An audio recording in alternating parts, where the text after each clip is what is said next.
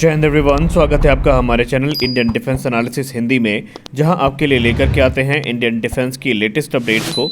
और आज के अपने इस वीडियो में हम बात करने वाले हैं रैमपेज मिसाइल के बारे में कि भारतीय वायुसेना और भारतीय नौसेना दोनों कैसे अपने फाइटर जेट्स की जो कॉम्बैट कैपेबिलिटी है उसको इस मिसाइल की सहायता से इन्हेंस कर रही हैं। ये मिसाइल कितनी पावरफुल है इसके बारे में भी हम बात करेंगे। हाल ही में इंडिया टुडे की एक रिपोर्ट सामने आई थी जहां पर यह दावा किया गया था कि इंडियन एयरफोर्स अपने सुखोई 30 MKI फाइटर एयरक्राफ्ट की जो फ्लीट है उनको एक नए लॉन्ग रेंज के स्टैंड ऑफ वेपन से अपग्रेड कर रहे हैं, जिससे कि उनकी कॉम्बैट कैपेबिलिटी काफ़ी ज़्यादा बढ़ेगी। और ये जो नया वेपन होगा ये 250 किलोमीटर दूर तक मार करने में सक्षम होगा और ये एक एयर टू सरफेस मिसाइल होने वाली है। सुखोई 30 MKI जो कि भारतीय वायुसेना की बैकबोन है और वर्ष 2040 तक शायद बैकबोन बनी भी रहेगी, उसको इस प्रकार के जो घातक मिसाइल से इक्विप किया जाना काफ़ी ज़्यादा सेंस भी बनाता है। लेकिन यहाँ पर सबसे खास बात ये है कि ये मिसाइल क्या होगी, कैसी होगी, इसको लेकर के ज़्यादा इन्फॉर्मेशन उपलब्ध उस समय नहीं करवाई गई थी। लेकिन अब इसको लेकर के संशय के जो बादल हैं वो लगातार छट रहे हैं। रिपोर्ट्स में ये बताया जा रहा है कि भारतीय वायुसेना के लिए ये मिसाइल इमरजेंसी प्रोक्योरमेंट के अंतर्गत ली जा रही हैं और इनके आने के बाद भारतीय वायुसेना के पास बालाकोट जैसे ऑपरेशंस को एग्जीक्यूट करने की जो कैपेबिलिटी है वो काफ़ी ज़्यादा बढ़ जाएगी और ये मिसाइल बहुत ज़्यादा कैपेबल भी है।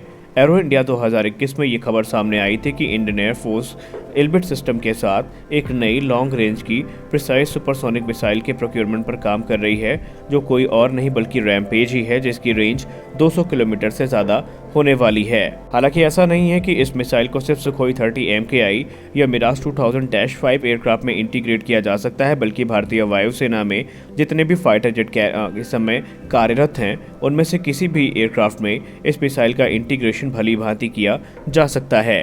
रैमपेज एक long range air to ground seekerless precision strike weapon है, जिसे विकसित ही इसीलिए किया गया है ताकि जो फिक्स्ड और क्रिटिकल टारगेट्स हैं उनको डिस्ट्रॉय किया जाए, जैसे कि वेल प्रोटेक्टेड टारगेट्स हो गए, कम्युनिकेशन और कमांड सेंटर हो गए, एयरफोर्स बेस हो गए, मेंटेनेंस सेंटर हो गए, एमुनेशन डिपो हो गए और भी दूसरे जो क्रिटिकल इंफ्रास्ट्रक्चर हैं उनको तबाह करने के लिए इस मिसाइल को विकसित किया गया है। मुख्य तौर पर रिपोर्ट्स में ये भी कहा जाता है कि S-300 एयर डिफेंस सिस्टम जैसे जो एयर डिफेंस सिस्टम है जो कि अलग अलग देशों में कार्यरत हैं उनको ये इजीली डिस्ट्रॉय कर सकती है।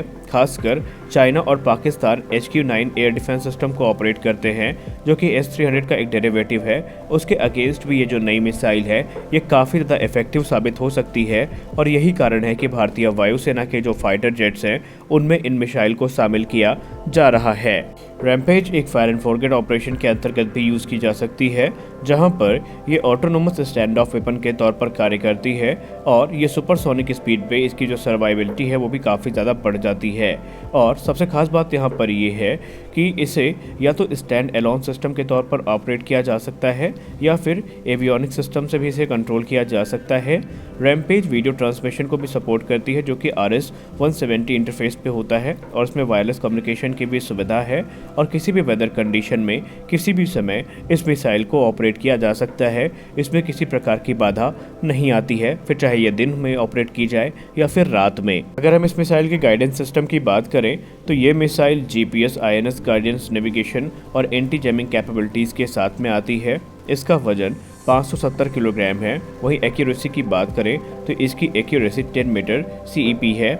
ये मिसाइल घातक होने के साथ साथ कॉस्ट में भी काफ़ी कम है, जिसका मतलब ये है कि इसे लार्ज स्केल में यूज़ किया जा सकता है और इसे सॉल्वो मोड पे भी फायर किया जा सकता है। रेंज और स्पीड की बात करें तो अभी उसको रिवील नहीं किया गया है इजराइल के द्वारा, लेकिन माना जाता है इसकी रेंज 250 किलोमीटर के आसपास है और बहुत जल्दी इंडियन नेवी की टेस्ट फैसिलिटी जो कि गोवा में है वहाँ पर इस मिसाइल को टेस्ट भी किया जाएगा, क्योंकि भारतीय नौसेना के MiG-29 के फाइटर जेट्स में भी जो रैमपेज मिसाइल का इंटीग्रेशन है वो शुरू हो चुका है। लेकिन यहाँ पर एक सवाल ये भी है कि क्या इंडिजिनस ओरिजिन की अगर हम बात करें तो भारत के पास भी इस तरह की कोई मिसाइल है जो ये सारे काम कर सकती है? तो जी हाँ, बेशक हमारे पास एक मिसाइल उपलब्ध है जिसे हम रुद्रम 1 के नाम से जानते हैं। आइए इसके बारे में भी डिस्कस कर लेते हैं। जैसा कि हम सब जानते हैं, रुद्रम 1 एक नेक्स्ट जनरेशन की एंटी रेडिएशन मिसाइल है और हाल ही में एक बड़ा कॉन्ट्रैक्ट इसको लेकर के साइन भी किया गया है, जहां पर बड़ी संख्या में जो रुद्रम 1 मिसाइल हैं ये भारतीय वायुसेना के द्वारा खरीदी भी जा रही हैं। इन्हें हम next generation anti radiation missile के तौर पे भी जानते हैं या हम इन्हें रुद्रम 1 के तौर पे भी पुकारते हैं।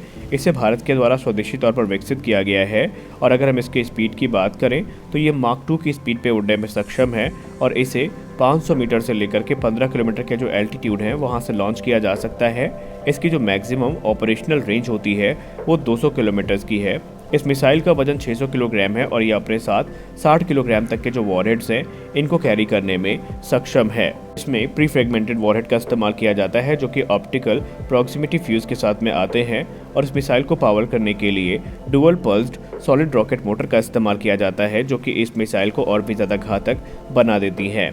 अब अगर हम इस मिसाइल के फीचर की बात करें तो इसके आइए हम सीकर सिस्टम से शुरू करते हैं।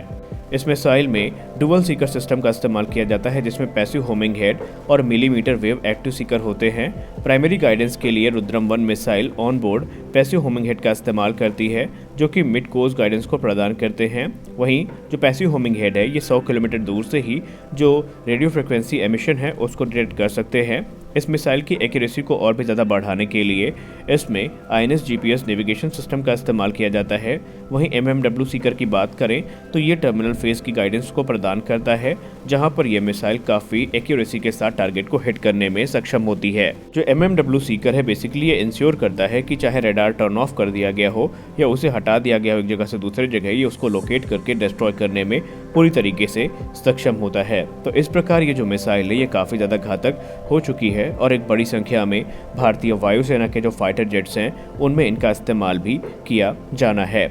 अब आइए वापस बात करते हैं रैम्पेज के बारे में कि क्या भारतीय नौसेना भी एक बड़ी संख्या में इन मिसाइल को खरीद रही है, भारतीय नौसेना क्यों इनका इस्तेमाल करना चाहती है, आइए उस पर भी बात कर लेते हैं। जैसा कि हम सब जानते हैं, भारतीय नौसेना ने हाल ही में अपने MiG-29 के फाइटर जेट के जो मिशन कंप्यूटर्स हैं उनमें एक बड़ा बदलाव किया है, जहां पर रशियन ओरिजिन के मिशन कंप्यूटर्स को हटा करके इंडियन मिशन कंप्यूटर्स को इंस्टॉल किया गया है और अब भारतीय नौसेना दूसरे एडवांस वेपन को इंटीग्रेट कर रही है अपने फाइटर फ्लीट में, जहां पर rampage air launch stand of weapon का नाम सबसे पहले सामने आया है और इस समय जो इसका इंस्टॉलेशन प्रोसेस है वो शुरू भी हो चुका है और बहुत जल्दी भारतीय नौसेना के द्वारा इसकी जो टेस्टिंग है वो भी की जा सकेगी। तो आज के इस वीडियो में हमने बात करी रैम्पेज मिसाइल के बारे में और रुद्रम मिसाइल के बारे में। हम आशा करते हैं आपको ये वीडियो अच्छी लगी होगी। वीडियो अच्छी लगी वीडियो को लाइक करिए, नए हैं तो चैनल को सब्सक्राइब करिए। मिलते हैं अगले वीडियो में, तब तक के लिए जय हिंद।